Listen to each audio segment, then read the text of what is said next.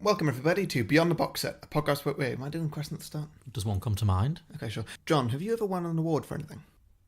I think I won Best Attendance or something. No, that's not true. I definitely didn't win Best Attendance. That is nerdy. That is a lie. That's not true. I won some rubbishy makeup award in school. Where, the ones in primary school. Oh, made up. Not makeup as in... Well, obviously, look at me. This face is beat. When you're in primary school and everyone gets like Star of the Week and every week somebody gets it and everyone has to get it at some point. So I'm sure I got something. It was probably something like... It wouldn't have been Best Attendance. I wasn't very good at attending. It can't have been Best Handwriting. My handwriting was atrocious. I don't know. Effervescence. Oh, actually, in the school yearbook, at the end of high school, actually, I won Most Likely to be Gay, which... Were you not already? No, I'd come out at that point. That's why I was okay. So that wasn't really a prediction so much as a statement of fact. And Most Likely to become the new Stephen Fry, which was... Yeah, there's still time. Yeah. If you're lucky. Yeah. My end of high school awards were Most Likely to Become an Entrepreneur. Well, you are now a self-employed digital marketing whiz, so... I am. You need a website, you need a logo. I'm your guy. hcdigital.co.uk. The other award I was given was Most Likely to Change.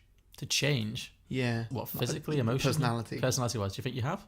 Yeah, I guess. Okay. Well, everyone changes. I distance myself from everybody, so yeah.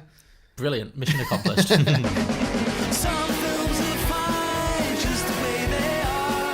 Other films sometimes take it way too far.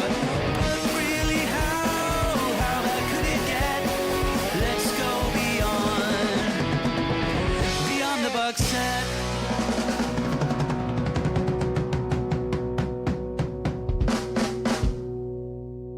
Welcome everybody to Beyond the Box Set, a podcast where we normally pitch prequels, sequels and spin-offs to films that don't have any. I'm Harry and joining me this week is John.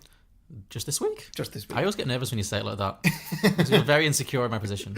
I did it intentionally. Yeah, and so, well, as the title says, this week we're going to be ranking the Oscar movies of 2018, the 90th Academy Awards. Yeah, this is always fun. We did this last year as well, very early into our run, but I think we hadn't actually gone live yet, so it all went out after the show had been broadcast. So this is our first year, I think, getting out there on time. Yes. And we're hoping to make it a tradition. We both love the Oscars, and this is always fun. So, yeah. Should we just jump right into it? Sure. Do you want to start with your number 9? We're going to rank them from 9 to 1. We've each individually ranked them. So we're going to compare notes on where they sit in each of our rankings. So, okay, my number 9 is easily The Darkest Hour. Okay, interesting. We haven't really discussed this one yet. No. Tell me more. Well, it was just boring. The whole thing was boring. It was very dark. Like, visually dark. It was very shadowy, yeah. To the extent that sometimes I struggled to see what was going on. Like, there's cases where having a dark shot can be used very artfully and quite well. Like, The Shape of Water did it in a few shots and it looked amazing. This one, no, just wasn't there for it. They took that title very literally, didn't they? Yeah. It was quite literally the darkest hour and a half. Yeah. Actually, yeah, thank God it was short. Yeah, I wasn't really there for it. No, I mean, we'll discuss this at length when we do our review of our this. extended review of this. But yeah, suffice to say, I think it's really interesting that this came out the same year as Dunkirk. Yeah, it is. Because it's such a companion piece. Well, this is definitely going to be material for my other podcast, Two Geeks, Two Movies, where... Oh, you're going to compare the two? Oh, we have to. Each week we always compare two movies, and ideally...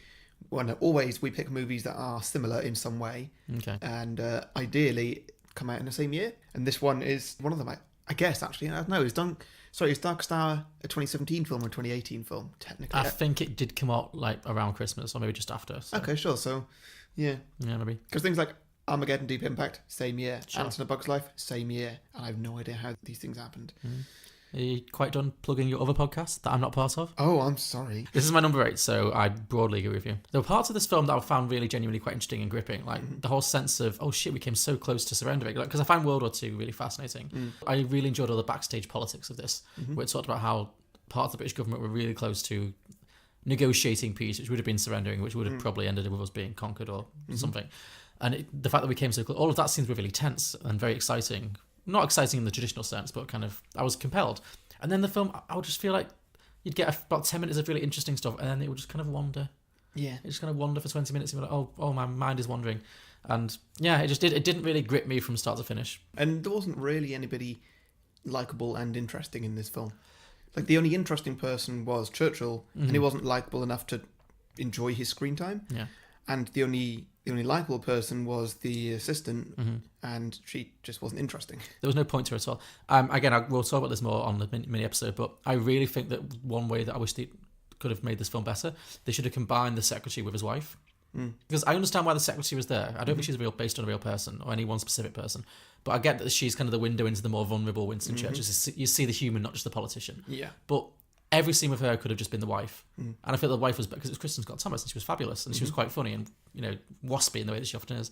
So why could they not just have had him showing her like what's going on? Like she could have been like, tell me the truth. How bad is it? The scene where it takes her into the war room and shows her exactly what's going on with Dunkirk and Calais and stuff. She could have explained to him that he was doing the V sign all the way around. That would have been really funny. Like the wife telling him, she heard from the domestic. Some domestic staff told her she had to break it to him. It would have just been better rather than have two kind of underused female characters. Have one really good one. So Makes sense. I thought that was the main thing I had with that. But yeah, I agree with you generally. It compared very poorly to Dunkirk, unfortunately, because they told the same story, but Dunkirk was so much more gripping. Yeah. And in terms of the backdrop to Dunkirk, I really do feel it was interesting to have them both.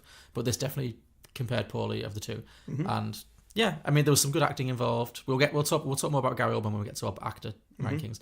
But on the whole, yeah, just a little bit dull. There's nothing patriotic in fighting to the end. Now is the time to negotiate. When will the lesson be learned? You cannot reason with a tiger when your head is in its mouth!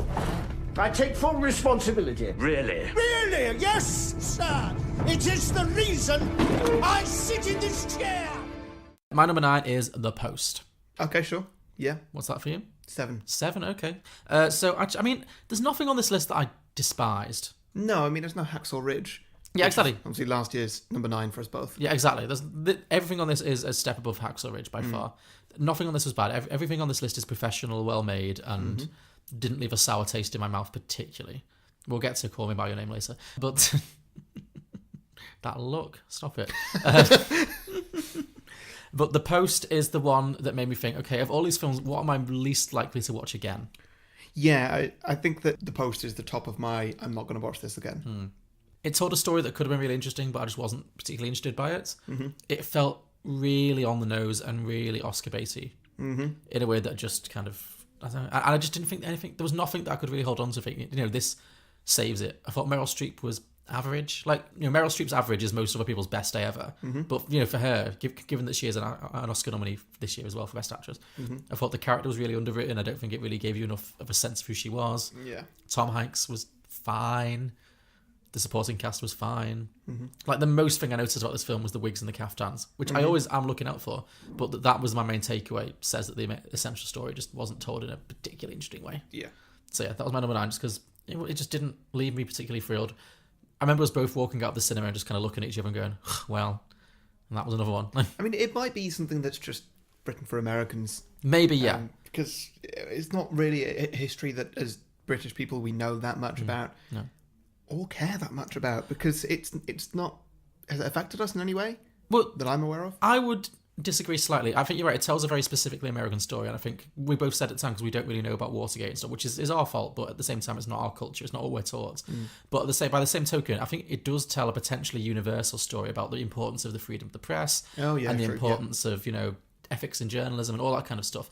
But it could have told that in a way that was universal and would have really gripped me. But I don't think it actually did a very good job with that. I've said it before and I'll say it again. This should have been an Aaron Sorkin film. Yeah, absolutely. 100% agree. It needed that kind of this is what's happening, this is why it's happening. And yeah, a voiceover, it's not for every film, but for this film, a voiceover would have helped. For me... A narration, yeah, big time. Yeah, narration, sorry. Just to kind of contextualise it a little bit. Because it felt like it was very specific and it never gave me an entry point in which I could really care or feel like I was on the edge of my seat. Yeah. So yeah. So, can I ask you a hypothetical question? Oh, dear, I don't like hypothetical questions. Well, I don't think you're gonna like the real one either. Do you have the papers? Not yet.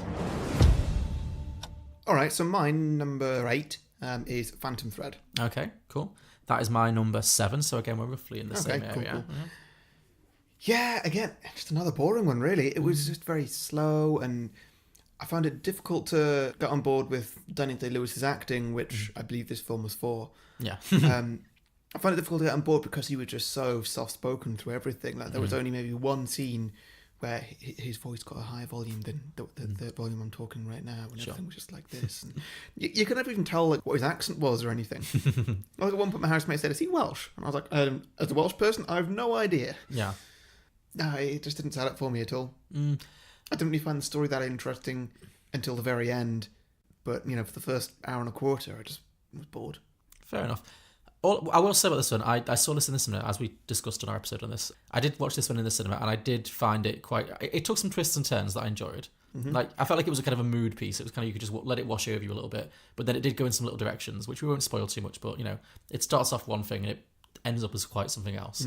And I appreciate that. I appreciate a film that, like, wrong foots me a little bit, and when you don't really know what the characters are really thinking inside. That was quite interesting.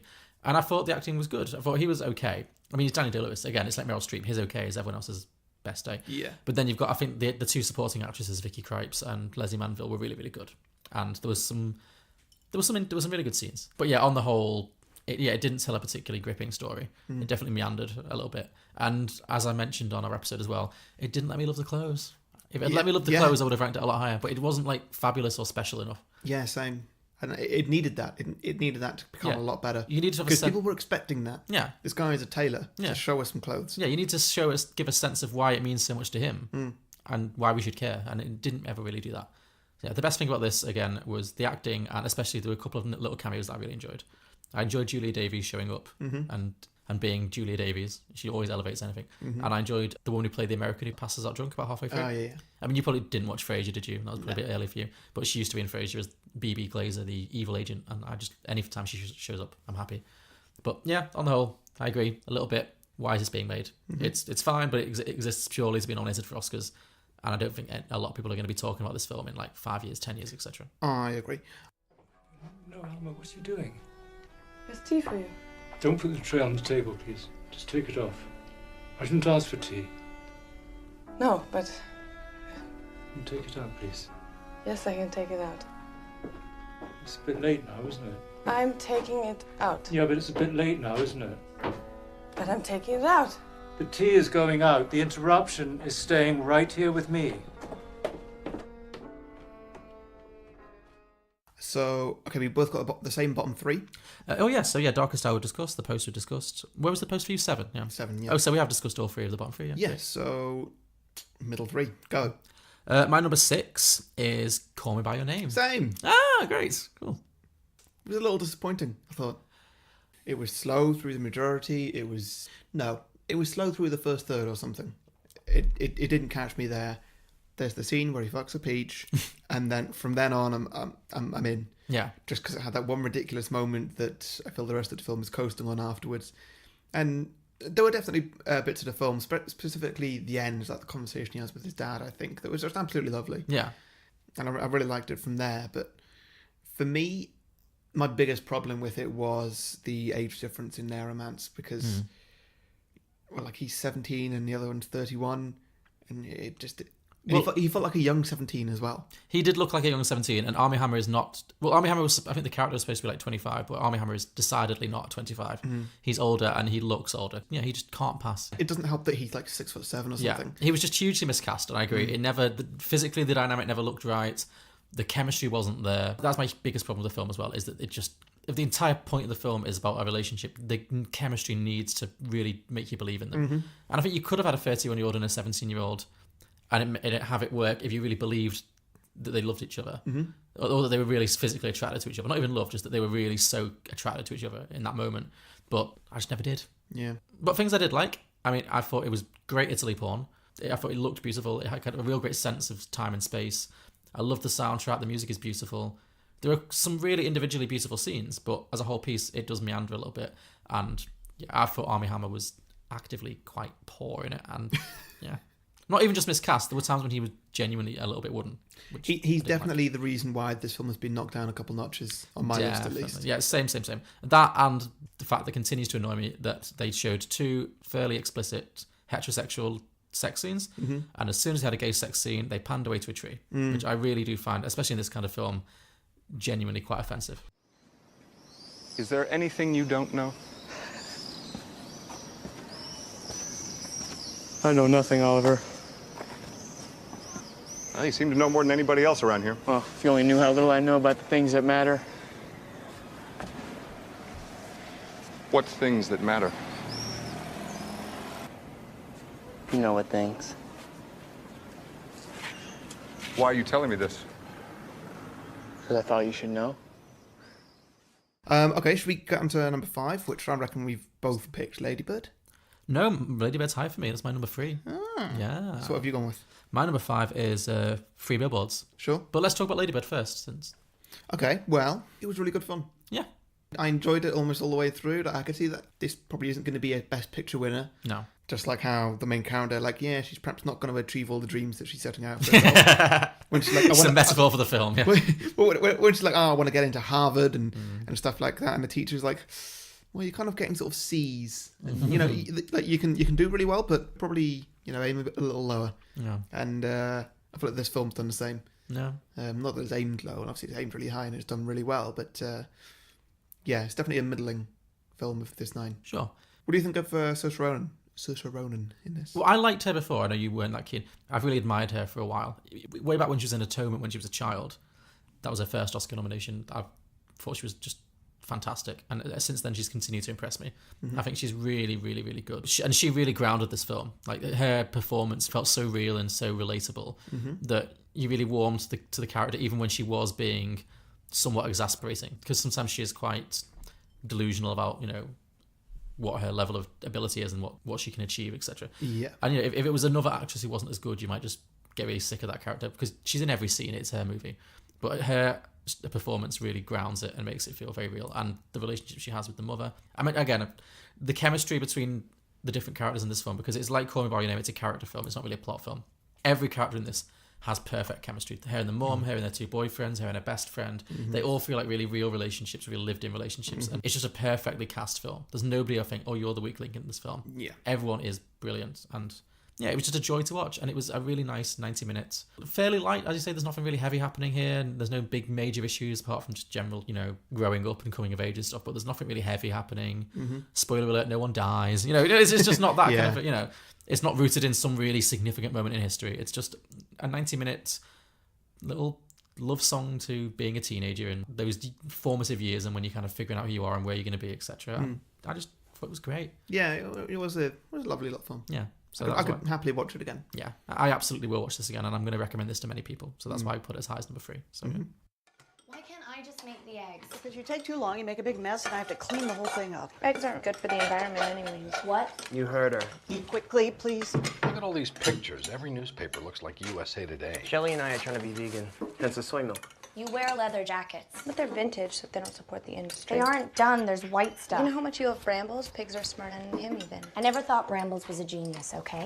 Mom, the eggs are not done. Fine, make your own fucking eggs. I wanted to. You won't let me. Sister doesn't like me. I'm hungry. She does. There's your chance. Go to bed. Okay, so what was your number 5? 3 Billboards. 3 Billboards. Where did you put that? So why did you put this below Ladybird? Because I feel like it's a really good film. It covers loads of topics, which I found really interesting. It's got outstanding acting from everybody, and a good few twists and turns that you don't see coming. The film surprises you. Well, where did you put it then? It sounds like you put it really high. Number 4. Number 4. Oh, okay. I thought you were going to say that was my number 1. Through all that, this was the hardest one to rank for me. I could have made a case for putting this at number 9. I could have made a case for putting it at number 1. Because I just was totally thrown by this film. It's trying to do so many different things. And some of it really works, and some of it, for me anyway, really didn't. I felt like I had whiplash after watching it. Because, as you say, it brings in... The tone is all over the place. There's parts that are so very serious. The central plot is about a young girl being raped and murdered. There's some really horrible things in this film. But then there's also parts that are super funny. Not just that are funny, though, but that play as broad comedy. Like, sometimes you can find comedy and tragedy in real life, which I think a lot of films do quite well. And this is, when I watched this, I didn't watch this one view, I watched it with one of our other friends, and she came out and said that what she liked about it the best was that she felt like comedy and tragedy went hand in hand, and she liked the fact that there were absurdly comic scenes and very sad scenes in one film, which I completely respect and appreciate. But for me, the comedy felt like it was sitcom comedy. It was so heightened. It wasn't like low-key real-life comedy, like, when you're at a funeral and something stupid happens and then everyone just has to laugh just to get it out. Yeah. This felt like, oh, here's Frances McDormand delivering this incredibly passionate, emotional speech. Oh, and here's the police guy on headphones dancing to Chiquitita while a police station burns down around him. You know what I mean? It never felt like it was grounded in any kind of reality, and I could never really get a handle on it. Mm-hmm. But then, by the same token, it whizzed by. It was really entertaining. The acting was great. I was never bored. There were parts that genuinely shocked me. It's the one that was the most unexpected. There were so many scenes I was like, what, this is happening now? Mm-hmm. So, I mean, it really, as entertainment, it entertained me thoroughly. But I just walked out, it was... And I don't want to talk too much about it now, because I could talk for hours about this film. So we'll talk more about this when we do our mini episode on it. But I had a lot of problems with it. I thought there were a lot of things that were done really badly, really heavy-handed. I thought some of the dialogue was god-awful. Some was brilliant, but some was god-awful. I feel like... I'll say, this is one thing. I do feel like if this film was made with a different cast, this could be not just a bad film, but one of the worst films ever made. If you did not have that cast, if you had a less talented cast, they really sell. Francis, Do you really think so? Really believe so. I'm not saying that the script is terrible, but I feel like they got so lucky, or they did so well to cast it with actors who could really give gravitas that you could sort of buy into the jump between the very serious and the very silly. That it worked. But if you had less talented actors, this film would be a mess. It would be because it is kind of a mess. So yeah, it confused me, it baffled me, but it entertained me. So I put it at 5. All right. Any more thoughts you have on it at all? No, you seem to feel very strongly about that. Yeah, but that's not to say that, that's just my opinion. Yeah. I will say this before we move on. Everyone I know apart from me who's seen this film personally, I've seen online reviews that have been all over the place, obviously, but personally, a lot of people I know who've seen this film, everyone has said they absolutely loved it, best film of the year, blown away by it. So I feel like I might, the problem might be me. I might just not be processing it in the way in which it's intended. So it's not to say that it's a badly made film. I just found it very confusing. And yeah. So that's my number 5 and your number 4. Hey, fuckhead! What? Don't say what, Dixon, when she comes in calling you a fuckhead? And don't you Shut come up! in here... You get over here. No. You get over here. All right. What? Don't, Dixon! What? You do not allow a member of the public to call you a fuckhead in the station house. That's what I'm doing. I'm taking care of it in my own way, actually. Now get out of my ass. Mrs. Hayes, have a seat. What is it I can do for you today? So my number 4 is The Shape of Water. Okay. Where's that for you? 3. 3, okay. So why have you put that below Lady Bird? I just felt like Lady Bird, in terms of what it was trying to do, I really enjoyed both. So it's a very narrow. It's not a big gap between the two. But I felt like Lady Bird was trying to be exactly what it was, and it didn't put a foot wrong. Even though it's not like a hugely, exciting or important, quote unquote important or inventive film. It's not reinventing the wheel. I felt like for the story it was telling, it just nailed everything. There was nothing I would say would improve Lady Bird particularly. Whereas The Shape of Water I thought was fantastic. I love Guillermo del Toro. I love the way he does visuals. I love the way he tells these kind of really dark fairy tales. I thoroughly enjoyed this. So it's a very close, like the top 4 films I really, really loved this year. Yeah. All I would say is that there were just a few little niggly things with this more than I would say with Lady Bird. And there were a few bits where it meandered a little bit, whereas Lady Bird, every scene I loved. So they're the only things. It's a tight race 4 and 3. But yeah, I just ranked it a little bit lower just because I felt like it didn't quite hang together as well. Well, Shape of Water for me, I thought was brilliant. I was considering putting this as number 1. Okay, yeah. And I've now put it as number 3. So my top 3 are all quite close. There's a lot going on in that film. I really enjoyed it. And at some point, we're definitely going to do it on this podcast. I can't wait to do it. Well, as in to do it to make a sequel to it? Yeah. Oh, that'd be cool, yeah. I mean, we're going to do it on our Patreon thing this week. Yeah, of course. There's just so much to say about this film. That I'll have to save it for the main review that we do. I don't know. It was great. If you've not seen it, go and watch it. I would absolutely say it's one that we saw in the cinema, and it's a definite cinematic experience. It's worth watching. Yeah, I really wanted to catch the cinema because Guillermo del Toro is such a visual director, and I really wanted to see it on the big screen, and that, yeah, it looked fabulous. It looked really beautiful, and like there's not loads of, compared to Pan's Labyrinth, which is set in a fantasy world for a lot of it and has a lot more visually arresting stuff like fairies and monsters and stuff. I mean, there's one monster in this, but it's kind of mostly set in like a lab for most of the films, either in a lab or in a flat. There's not loads of magical stuff happening, but it just looked beautiful. And yeah, I think I just really like what he does. I thought Sally Hawkins, we'll get to her, but I thought she was fantastic. Like, considering she was mute for 99.9% of the film, what she was able to portray, you were really with that character. You believed everything she said. Mm-hmm. I guess if I was to make a critique, I would say that parts of it felt like they didn't really... It felt like a collection of individually beautiful scenes. I don't know if the whole story hung together quite as well as it could have done. There were a few little things here and there. No, I think I disagree. Unless you can break me on this, as you have done on many other films. Well, no, I don't want to break you. I think it's good to disagree on things. No, I thought this film didn't really take a step wrong. No, okay. I felt like a lot of it was so much from her perspective that I didn't quite buy into the falling in love with the monster. Mm-hmm. I bought into her connecting with the monster and feeling, empathy for him, wanting to rescue him. Mm-hmm. That completely. When they then have sex, which again we'll discuss at length elsewhere, and then when it becomes like a romance, I don't feel like we saw enough for me to be like, okay, yeah, I really buy this. She's fallen in love with him. Mm-hmm. It just that part of it. It led to some it led to some really beautiful individual scenes, like the scene when she fills up the bathroom, and it's all underwater. Yeah, that looked beautiful. That was classic Del Toro material. But yeah, I don't know. It still was like, oh, it's a monster though. Like, oh, not that it's a bad thing, but it didn't humanize the monster enough for me to really buy.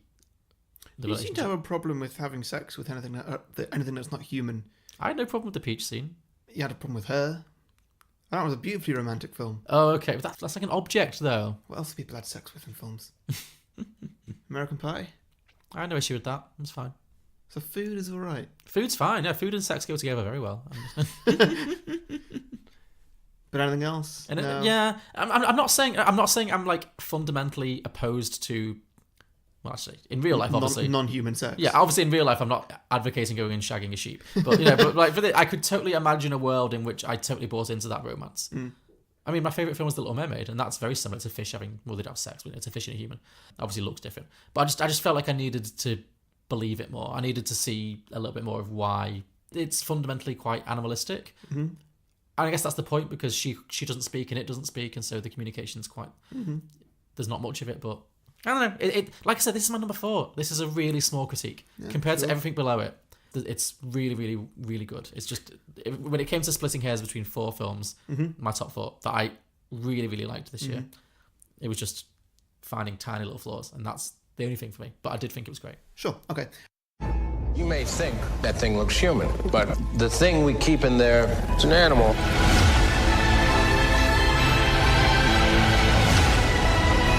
I can either save him or let him die. Whatever this thing is, you need it. So, you just tell me what to do. Number 2. So, my number 3 was Lady Bird, your number 3 was Shape of Water. Yes. Okay, Number 2. Number 2. I'm just making sure we're on track, okay. I'm just trying to keep us to time. Okay, sure. Well, one of us keeps rambling. Well, maybe if one of us would stop bitching, we could move on. Sure. It's fine. Don't mind. Number 2. Oh, you're asking me? Yeah. Okay, I'm going to predict that we have the same top 2, obviously, which is Dunkirk and Get Out. I'm imagining we have them opposite way rounds, because my number 2 is Dunkirk, and I'm guessing that's your number 1. Correct. Yeah, thought so. Let's talk Dunkirk then. Again, I was splitting hairs. I really enjoyed this. It was very close. It was a very difficult pick to decide between those two. Yeah. I mean, for me, this one, when it came to thinking about the top 3 or 4, really, and again, another thing that I thought was, how likely am I to go and see this in the cinema again? That was my decider for this. And for you, it's a no-brainer, because you've seen this in the cinema literally like 4 times. 3 times. 3 times, sure. And I've seen Get Out in cinema once and at home once. Yeah. So I couldn't decide, and I was just like, okay, put stats to it. Yeah, exactly. Because also, I haven't seen Dunkirk since it was in the cinema. Sure. Which was like 6 months ago. Yeah, last spring, I think. Yeah, it's been a while. And I would like to rewatch it, but as a cinematic experience, I saw it with you in the IMAX, and it was the perfect way to watch it. Yeah. Because it was just a real, visceral experience. And yeah, you talk about this one, because this is something that obviously it's your favourite. You should have the floor for this. Well, I love a Chris Nolan film, especially a film like this where there's, like, it's difficult to understand what's going on at first. Yeah. That's what I really loved about Memento. Sure. Where you don't know what's going on until about halfway through the film. Suddenly it clicks, and then it's the best thing ever. Right, sure, yeah. And I had the same for this. I was like, okay, there's a lot going on here. And, well, actually, no, initially, you don't realise that anything's up. Because you see like people departing the harbour and the planes. Oh, so you mean narratively you don't know it's going to do anything weird? Yeah, narratively it all looks like it's all happening at the same time, and then suddenly in the middle things get very confusing. Yeah. And then you start seeing some scenes get repeated from different angles, Mm. and then suddenly it'll click in your head and it's different for everyone, and then you work out what's going on, and then it gets really exciting because you see things like a plane going down, and you don't realise that that's one of the characters that you're following.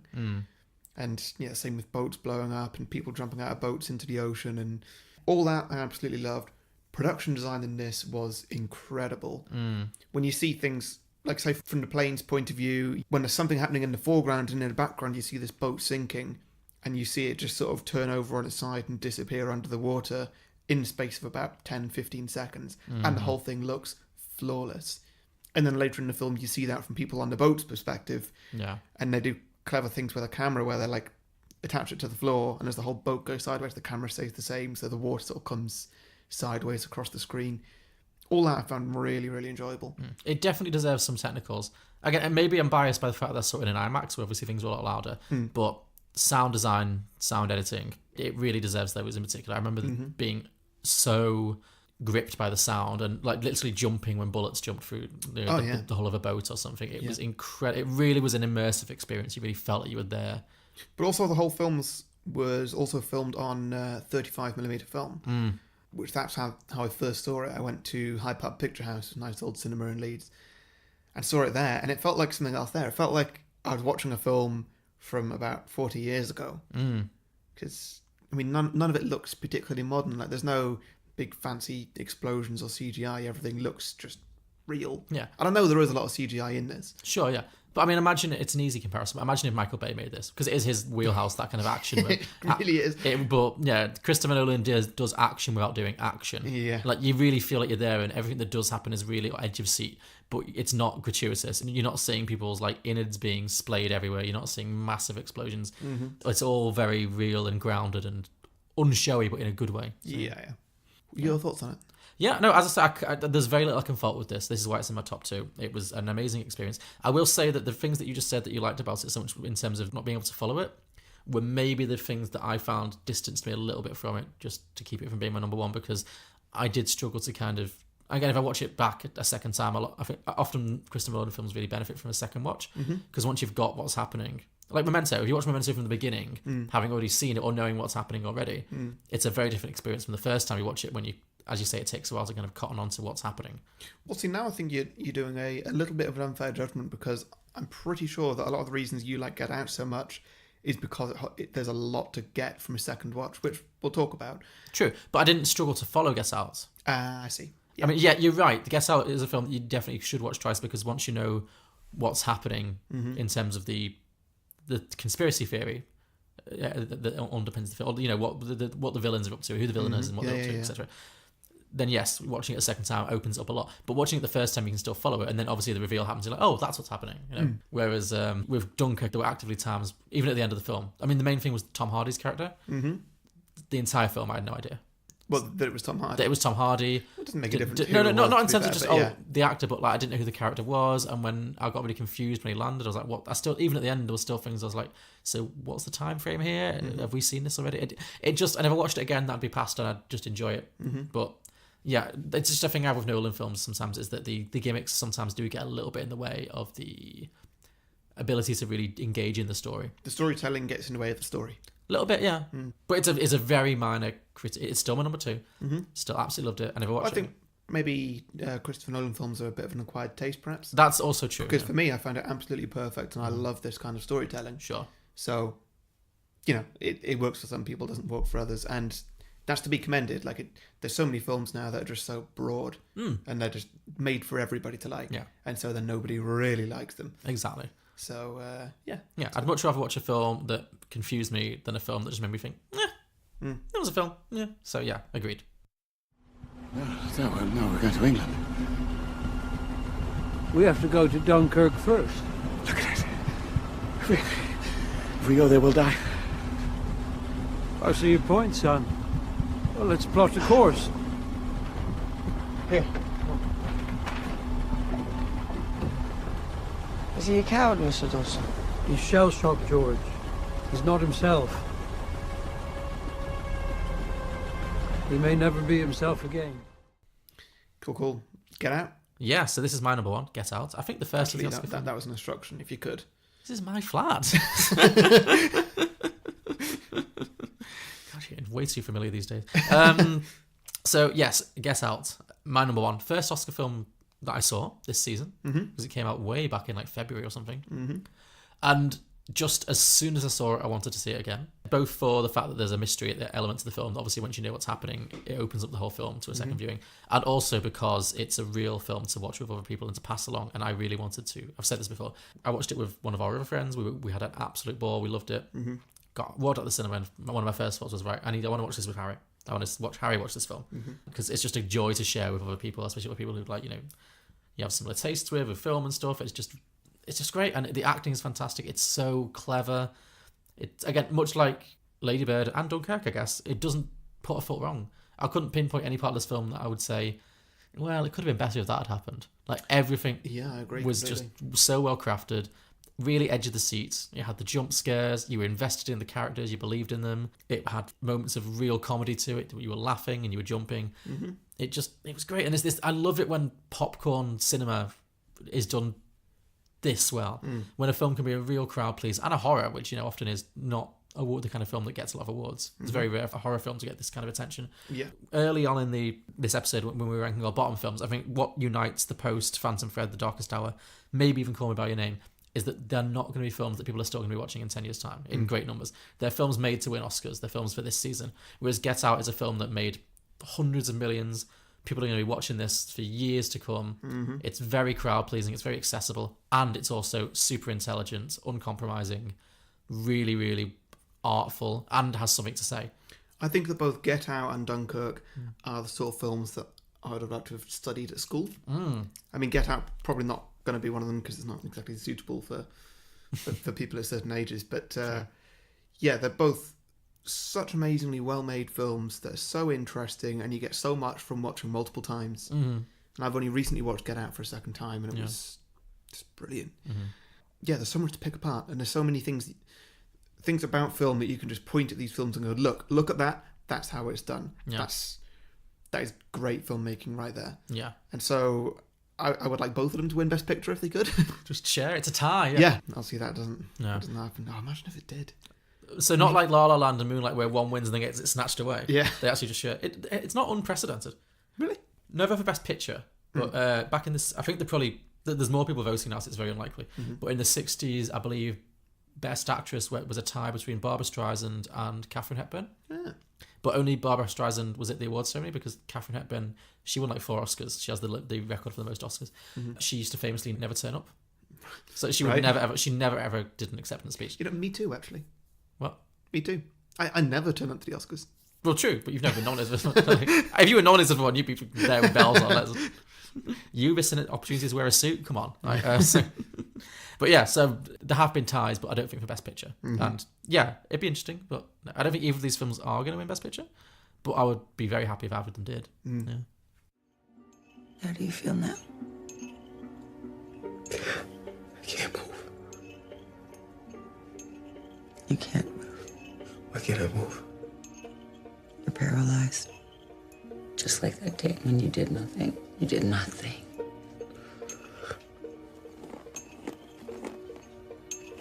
Now,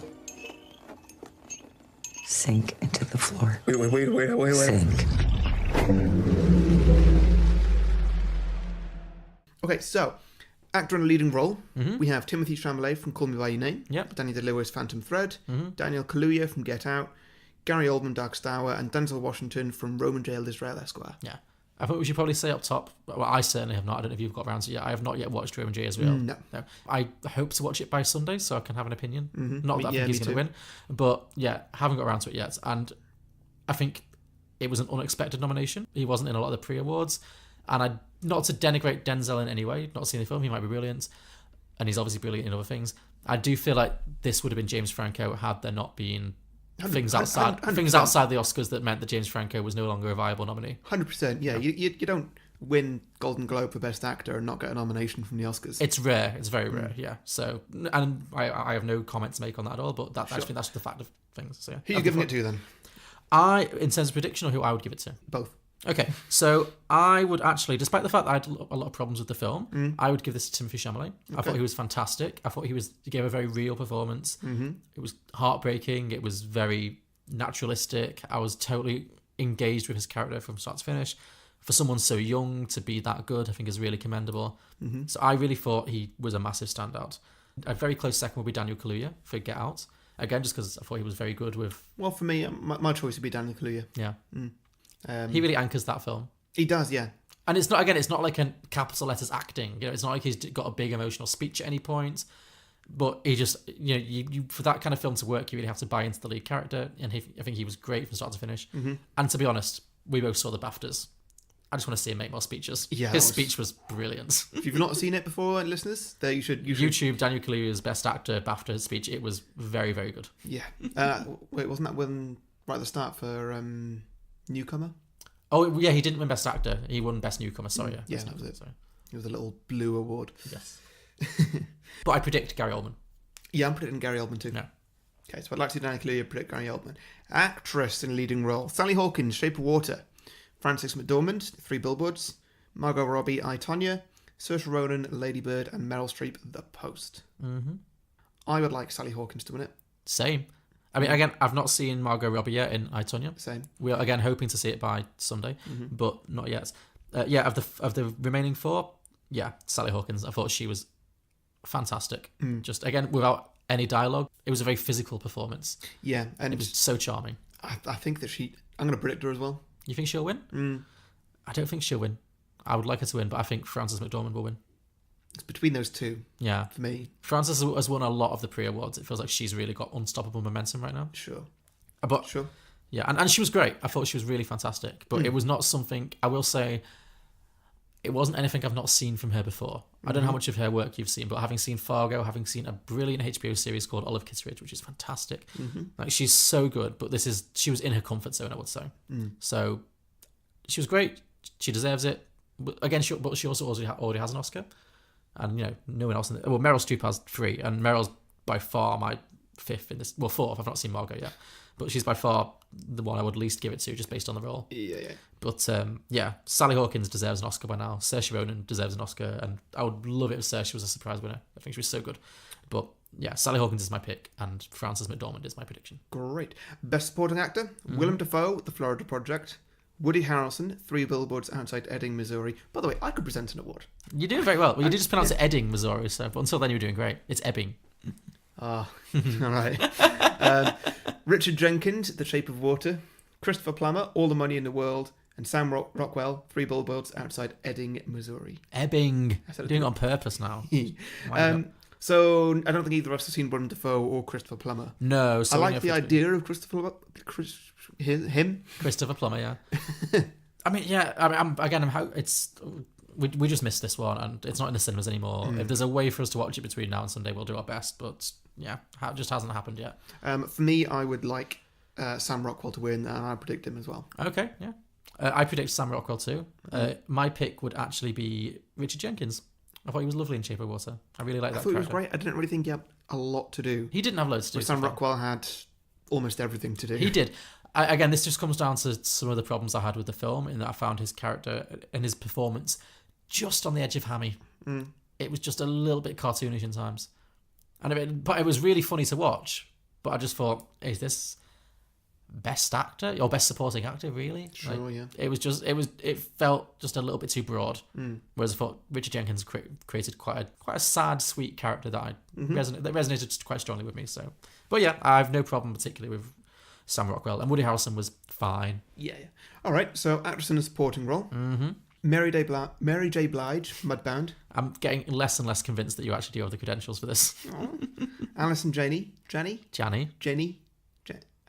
Alison Janney. That one, from I, Tonya. Leslie Manville, Phantom Thread. Laurie Metcalf. Lady Bird. Octavia Spencer, The Shape of Water. Yes. Well, I've seen Laurie Metcalf and Octavia Spencer. Oh, and Leslie Manville from Phantom Thread. What are your thoughts? Yeah, same. I've not yet seen Alison Janney, and I've not yet seen Mary J. Blige. Hoping to watch both between now and Sunday, if time permits. I would say, of the ones I've seen, which is Octavia, Leslie, and Laurie. I would give it to Laurie Metcalf by far. I thought she was really, really good. Yeah, same. She's my pick and prediction. Yeah. I'm predicting Alison Janney. It seems like she's winning a lot of the pre-awards, and it seems like it's a very showy role. And she's one of those actresses that everyone likes, and I think like, people have been waiting for an opportunity to give her an Oscar. Okay, sure. Leslie Manville was great, but there's not loads to it. Same with Octavia Spencer. She was great. She was always a delight to watch, but it wasn't a hugely showy role. So, whereas Laurie Metcalf got to really run the gamut. So, yeah. Okay, now best animated feature film. You've only seen one of these, and that's Coco. Yeah. Other than that, there is The Boss Baby, The Breadwinner, Ferdinand, and Loving Vincent. Yeah. Now, this one, well, Coco is, I guess, my pick. Cause, by default. Yeah, only one I've seen.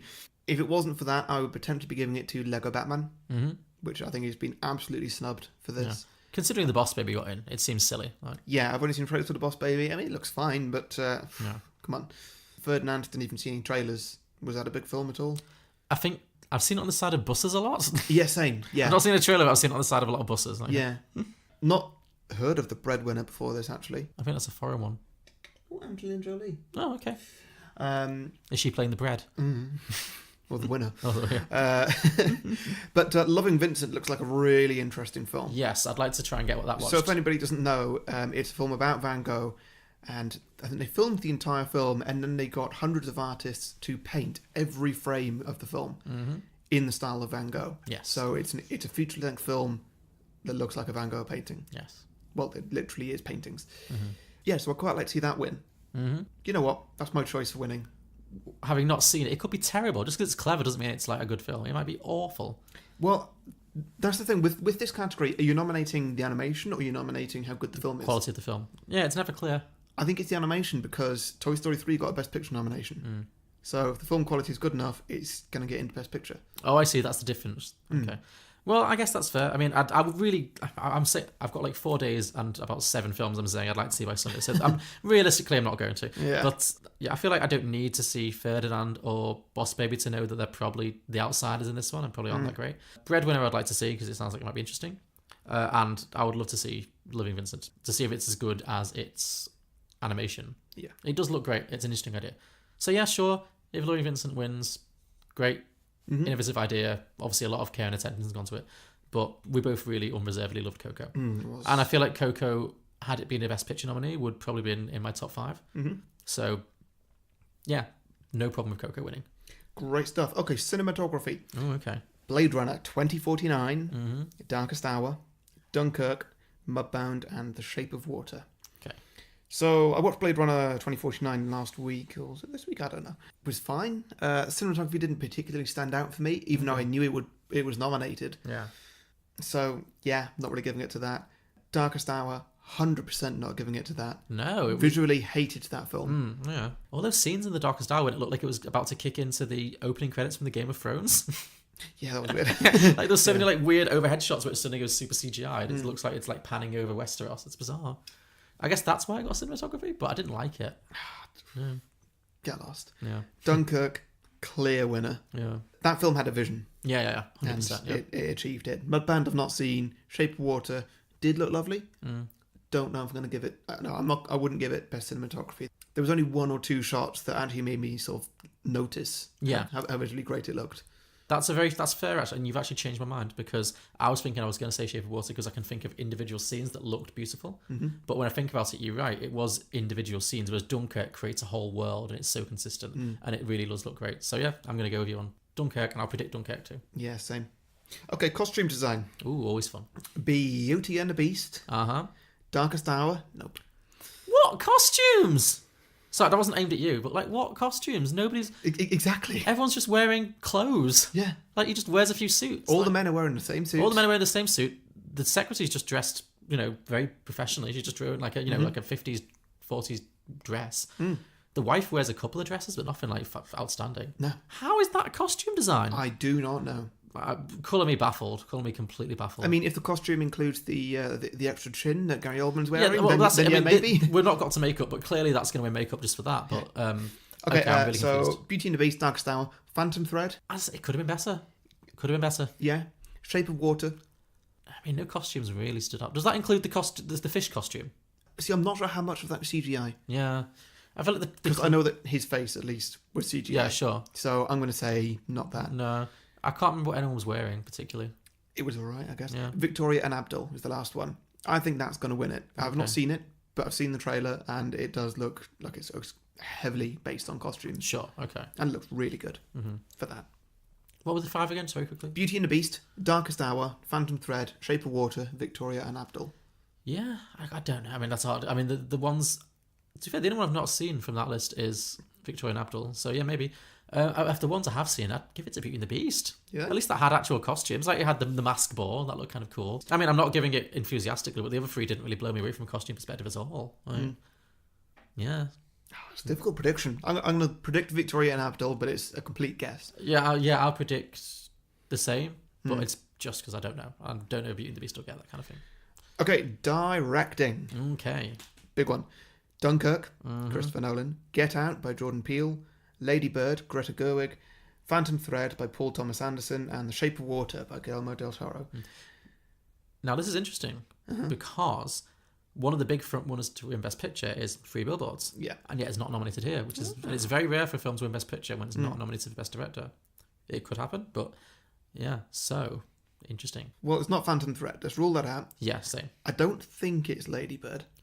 No. As good as Lady Bird was, No. I don't think it beats these other 3. No, I'd agree. Shape of Water, actually all 3 of them, the directors clearly had amazing visions and they were all brilliantly executed. Yeah. Of the 3 that are remaining, you mean? Yeah, Dunkirk, Get Out and Shape of Water. Sure, okay. I might have to give it to Dunkirk. Okay. I know that's probably quite predictable of me. Well, it was your favourite film. I think that's fair. No, I would happily see Christopher Nolan get this. Has he ever had a Best Director? I have no idea. Yeah, I mean, I think I would like Guillermo del Toro to get it because I like him a lot, but I would say I liked Pan's Labyrinth more than I like this. So it might be more just because I love him. But I mean, I thought it was a very well directed film. You know, obviously I said the parts that look really beautiful. Any of the 3, same. Jordan Peele winning would be great because it really, as a fully executed piece, it's just so good. Even though it doesn't necessarily have as many moments, well, not as many showy moments anyway. But yeah, I think I'm going to predict Christopher Nolan and say I'd be happy with it, but I'd also be very happy with Guillermo del Toro or Jordan Peele. Yeah. There's not much this category can do to upset me, really. No. Apart from Phantom Thread. Phantom Thread, I'll be like, yeah, really? Well, because if it did that, then I'd be like, okay, well, these other 3 films are all robbed. Yeah. Whereas if just Dunkirk won, what's going to be one? If Dunkirk won, I'm not going to say that Get Out and Shape of Water were robbed. No, yeah, true. Yeah, it's a strong category. They're all quite close. Yeah. Okay, now this one is just going to be a complete guess. Documentary feature. Oh, sure. Abacus, Small Enough to Jail. Faces, Places. Icarus. Last Men in Aleppo. Strong Island. I'm going to go Faces, Places because it rhymes. I'm going to go Strong Island because it makes me sound of an island full of strong men. Just being like, just be like, hoo, hoo, hoo, hoo, lifting weights and, pumping around. Sure. Okay, documentary short. Edith plus Eddie. There's no spaces in that, by the way, so I don't know what's going on now. It's like Romeo and Juliet, I guess. British Romeo and Juliet. Edith and Eddie sounds very British, yeah. Also quite old. Yeah. Heaven is a Traffic Jam on the 405. Nice. Heroin. The E is in brackets. Okay. Knife Skills and Traffic Stop. Okay. I'm going to go for Heroin because I've heard of it. I'm going to go for Heaven is a Traffic Jam on the A46 or whatever that was called. Heaven is a Traffic Jam on the 405. On the 405. Don't think it's a British film. Fair enough, because it sounds like a Belinda Carlisle song. Okay, sure. Oh, baby, do you know what that's worth? Oh, Heaven is a Traffic Jam on the 405. Doesn't roll off the tongue, but I like it. Okay, film editing. Sure. Baby Driver. Dunkirk. I, Tonya. Yeah. The Shape of Water. 3 Billboards. I'm going to say Baby Driver for this. It's between Baby Driver and Dunkirk. Yeah, they're definitely the 2. I feel like Baby Driver not being up in the other categories very much means that this is the first time we're talking about it. I think it might be its only nomination. Yeah, and it is a very, very well edited film. It's very well put together. Yeah, it is. Yeah. And Dunkirk's well edited too, but specifically the editing stands out in Baby Driver as being a real labour of love. So, and I'll feel like it did in Dunkirk too. Yeah, Baby Driver. Baby Driver, sure. Baby Driver. Yeah. Okay, foreign language film. Okay. A Fantastic Woman. Have you seen any of these? No. The Insult, Loveless, On Body and Soul, The Square. I've heard good things about what's the A Fantastic Woman. I've heard good things about A Fantastic Woman, so I will say I hope that wins, but no, I've not seen any of them, so it's a real shot in the dark. Sure. Well, I'm going to go for The Square because it's the only film from Sweden, and I like Sweden. Oh, no, I like Sweden. That's my thing. You can't have my thing. Oh, sorry, okay. Have you even been to Sweden? No. Sidebar, let's go to Sweden. Great. Okay, makeup and hairstyling. Okay, cool. Wigs! The Wigs category. Darkest Hour. No. There's only 3 films Oh, here. wait, it's makeup, isn't it? So that's going to win. Yeah, fine. Victoria and Abdul. Not seeing, but sure. Wonder. Not seen Wonder. Oh, that was the one with we saw the trailer, the Julia Roberts plus Jacob Tremblay playing a boy who has a facial disfigurement. Mhm. Yeah, I mean, you can't judge the quality of the film on the quality of the makeup. Yeah. I mean, Suicide Squad won this last year, so Yeah. you've got to judge purely on makeup. I mean, let's not even waste any time. This is the Darkest Hours Awards. It's just for making Gary Oldman look like Winston Churchill. Take the Darkest Hour. Yeah. Okay, music. Music, cool. Okay, is this music as in score? Original score. Okay. Dunkirk Mhm. by Hans Zimmer. Phantom Thread, which is Johnny Greenwood. Mhm. The Shape of Water, Alexandra Desplat. Star Wars, The Last Jedi, John Williams. And 3 Billboards by Carter Burwell. I like a Hans Zimmer soundtrack. Mhm. Goes well with Chris Nolan. Yeah. Really works to sort of add tension to the film. Sure. Which, if you go back to our Interstellar episode, I guess Joe goes on about for its about half hour. Yeah. I didn't notice it in Phantom Thread, Shape of Water, or 3 Billboards. Mhm. I noticed it in Star Wars and Dunkirk. Star Wars didn't feel like it broke new ground. Sure. For me. It was just much more of John Williams doing more of what he does. Yeah. Which is great. It was amazing. But none of it was like, oh my god, this is the best thing ever.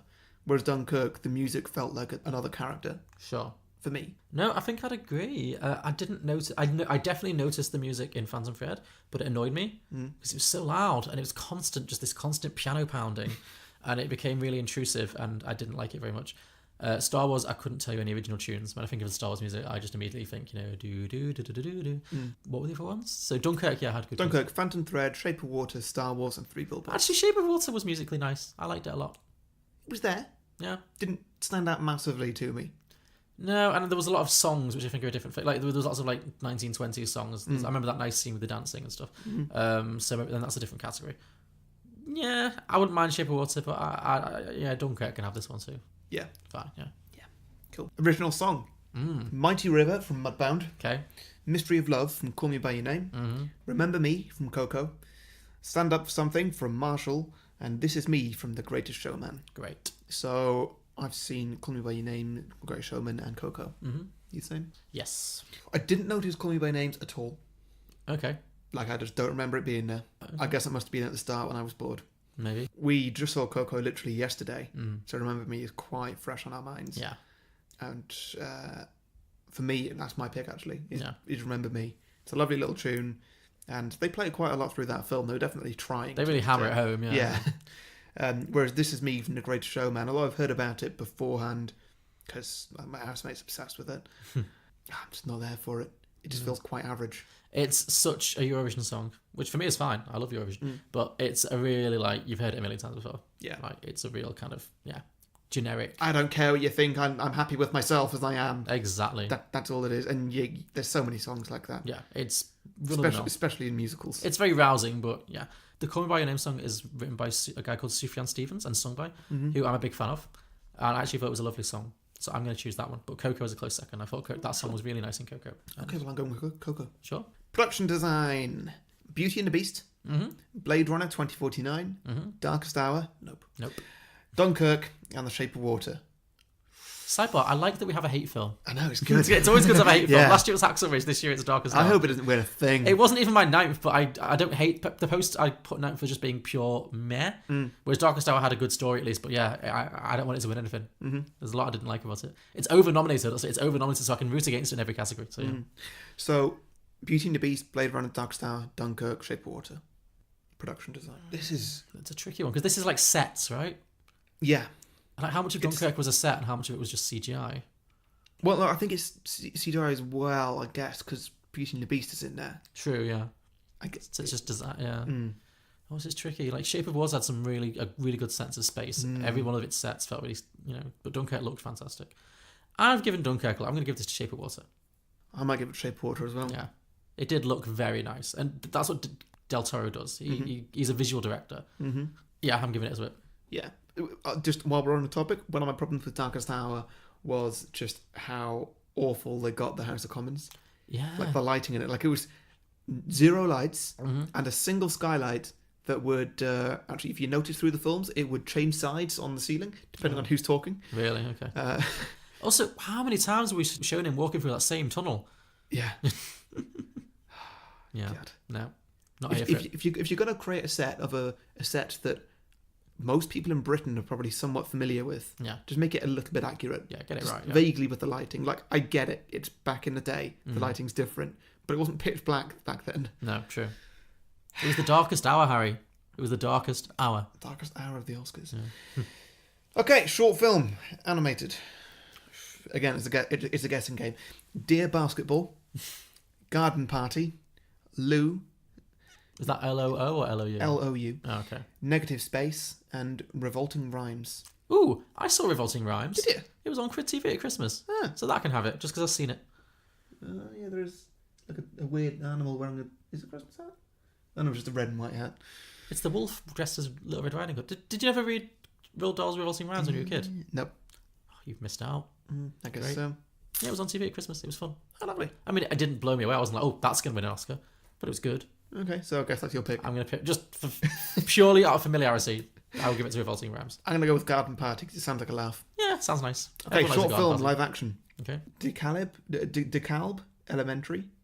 DEKALB. Sure. The 11 o'clock. My Nephew Emmett. What, the 11 o'clock? Yeah, the 11 o'clock. Okay, well, that's not winning for grammatical failures straight away. My Nephew Emmett, The Silent Child, and Watu Wote / All of Us. Okay. Guessing that one's actually a different language. I'm going to go with the 11 o'clock, just because it looks like it's going to annoy you. Okay. I'm going to give it to The Silent Child because that's the best kind of child. Sound editing. Great, okay. Baby Driver. Oh, is that the nomination? That's the first one. Blade Runner, Dunkirk, The Shape of Water, Star Wars, The Last Jedi. Well, we've already just talked about this. Dunkirk, all the way. All the way. Yes, easily. 100%. Sound mixing. Dunkirk. Forgive me if I repeat myself. Baby Driver, Blade Runner, Dunkirk, Shape of Water, Star Wars. Same, Dunkirk. That is the exact 5 nominations. I want to point out sound editing and sound mixing. Almost as if nobody knows what the difference is. Why these are 2 separate things and hair and makeup are still one. Yeah. Yeah, exactly. I mean, I don't feel that strongly about hair and makeup, but come on. Yeah, Dunkirk on both. Great. I mean, Baby Driver is fine. That would be good. Good alternate, yeah. Star Wars, a maybe. The other ones, Star Wars does do good sound. It does. Okay, visual effects. The covers for these are all very colourful. Okay. Blade Runner. Sure. Guardians of the Galaxy Volume 2. Okay. Kong Skull Island. Star Wars The Last Jedi. And War for the Planet of the Apes. Okay, now I'm getting out of Blade Runner. Not there for that. All these other 4, they've all earned it, and it would be fine if any of them won. I agree. I would love to see Guardians of the Galaxy win because that would be Marvel's first Oscar. Really? Oh, I didn't even know that. Okay, cool. Well, they don't really do sort of Oscar-y films. True, I'm surprised. And a lot of them aren't particularly visual. Whereas this one, they really went for it, and with a lot of CGI characters as well, and the CGI was perfect in this. Kong Skull Island, yeah, it looked really good. Star Wars looked incredible, and War for the Planet of the Apes just looked like it was real life. Yeah. I'm going to give this to War for the Planet of the Apes. I'm going to give it to Guardians. I'm going to give them a chance. Okay, writing, adapted screenplay. Call Me By Your Name. The Disaster Artist. Oh, did get a nomination. Okay. Logan, Molly's Game, and Mudbound. I'm going to say Molly's Game. The writing was really strong on that. Well, I'm going to say Logan. I've not seen it, so fine. Have you not? No, not yet. You'd like it. Thank you. Yeah, it was a good one. And in fact, I think there's been 2 more snubs there. I think Hugh Jackman should have got the Best Actor nomination. Patrick Stewart should have got the Best Supporting Actor. Over whoever they were. Well, Hugh Jackman over Denzel Washington, shall we say? Because he's the 5th one that's not there for any particular reason. Yeah, definitely him, and probably knock off Richard Jenkins for me. Okay. He didn't really do much for me with Patrick Stewart. When you watch this film, you'll see that, okay, that is acting. Okay. Is it acting? Of course it is. It's Patrick Stewart. Of course it's acting. No, with Patrick Stewart, it's more like acting. Okay. He'll finish the scene and go, acting. And then walk off. Okay, cool. Look forward to seeing that. Okay, writing original screenplay. The Big Sick, which I've not seen. Get Out, Lady Bird, The Shape of Water, and 3 Billboards. That's original screenplay. I'm going to give this to Lady Bird. I thought it was very well scripted. It was lovely. Very, very funny, lyrical. I'm going to give it 3 billboards. Oh, no. Do you not think 3 billboards was well written? I just had some real problems with the dialogue. It was so heavy-handed. Actually, yes. Now I remember the comedy scenes, how much I hated them. Yeah. All right, moving past that. Shape of Water, I think. Yeah. Fair. Yeah. Okay, last one. Best Picture. Oh, Our okay. prediction for Best Picture. So to recap, my personal ranking was Dark Star, Phantom Thread, The Post, Call Me By Your Name, Lady Bird, 3 Billboards, Shape of Water, Get Out, Dunkirk. Breathe. Okay. And my personal ranking, which I've just closed, was from best to worst or worst? Worst to best. So was The Post, The Darkest Hour, Phantom Thread, Call Me By Your Name, 3 Billboards, The Shape of Water, Lady Bird, Dunkirk, and Get Out. And your prediction? I predict it will go to 3 Billboards. Okay, well, I'm predicting it's going to go to Get Out. Okay. I'd be very happy with that. I'd be so happy with that. I think that's the most likely to win because it talks about current issues very obviously, and also it's a really, really interesting film. I think 3 Billboards, not so much. Yeah. It's just fine. It's really good. It's not the one I want. I would like obviously Get Out's the one I want. I want Get Out, but I feel like 3 Billboards has won so many awards up till now. It feels like it's on this massive train towards winning, and I have a lot of problems with that. But this seems to where the wind is blowing. But you never tell. I mean, they have missed out Best Director, so that does give it a little chink in the armor. So Cool. Well, Get Out for the last time. No. Right, should we do our own awards? Sure. Right, I'll go first with our own awards. Okay. Number 1, the hottest sex scene. Hottest sex scene, okay. Go ahead. Well, I mean, there's no competition, is there really? It's got to be Timothée Chalamet and that peach. Here's the peach, isn't it? The peach, yeah. Okay. Yeah. You? Oh, my first award?